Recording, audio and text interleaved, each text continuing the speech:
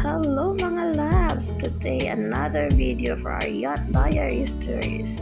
At today, ayan ang aking provisioning body na si Sir Nobby. On the way na kami sa grocery. Tayo po ay mamimili. Magpo-provision po tayo mag-restock ng ating supplies sa boat. Iikot hanap lang tayo ng parking para tayo makapasok na sa loob. At yan na nga, nakapasok na kami with my provisioning body na si Sir Nobby. Yan, ang saya. At syempre, pagpasok, dampot agad. Kasi naman po, siya po yung in charge sa prutas talaga. Kasi pagdating sa prutas, expert yan. Dahil yan ang kanyang paborito. At makikita nyo nga, napakadaming pagpipilian. Ang saya. Diba, tuwang-tuwa na naman ang aking mata dyan. Ito, kumuha na rin ako ng mga lettuce. Mayroong spring mix at saka spinach. 167 yan sa Pilipinas. Pero nasa $2.99 po siya. Isang ganyan. Ready to eat na yan siya. Kasi wash na siya. Ayan, nahihirapan. At syempre, hindi mawawala yung mga Asian product. Yan, may wonton wrapper. Diyan, mahilig akong kumuha niyan kasi gumagawa ko ng siomai dumpling. And yung tofu, kasi marami kang pwedeng gawin sa tofu, diba?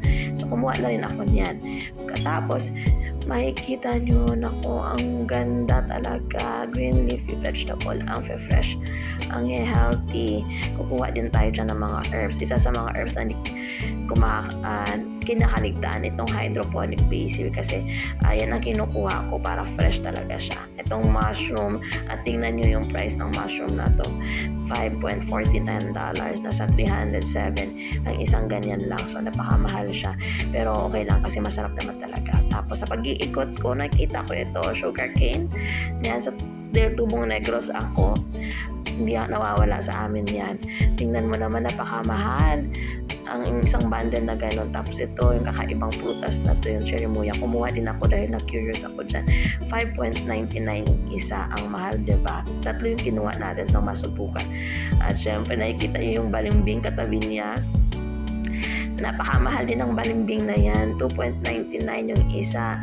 167 isa. Samantalang sa Pilipinas, napakadami yan. Mga kapitbahay, kaibigan mo nandyan. Mga balimbing. O, diba? O, tayo punta na dito sa seafood section para kumpleto tayo. Meron tayong seafood, kukuha din tayo dyan.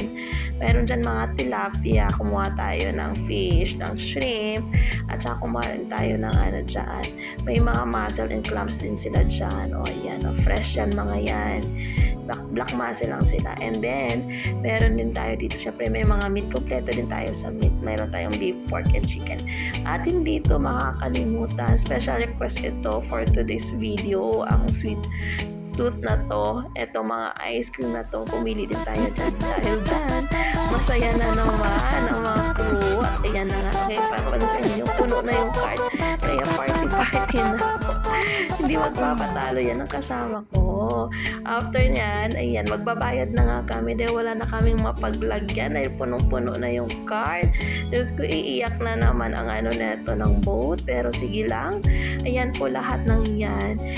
Para lang po yan sa isang linggong budget po ng ating crew. Sa kulak po yan dahil wala po kaming guest for the whole month. Kaya kami lang po ang magko-consume yan ng mga cruise. Pang isang linggo. Nako, napakatagal ang pag-punch ng mga items dahil napakadami. Tingnan mo naman ang kasama ko dun sa dulo. Hala, dampot lang ng dampot. Pero napansin nyo ba? Yung cashier, napakaganda niyan. Tahimik lang. Hindi siya masyado nakikipag-usap kasi hindi po siya masyado marunong mag-English. Kaya natingin lang yan. Tinakpan pa yung camera at hindi mo pagmuntakpan at hindi nakikita yung ganda mo. Sa dami niyaan, pang halos isang buwang budget na siguro natin sa Pilipinas. Pero dito ay pang isang linggo lang na budget ng crew yan. Ayan, $370 yung ating binayaran all in all.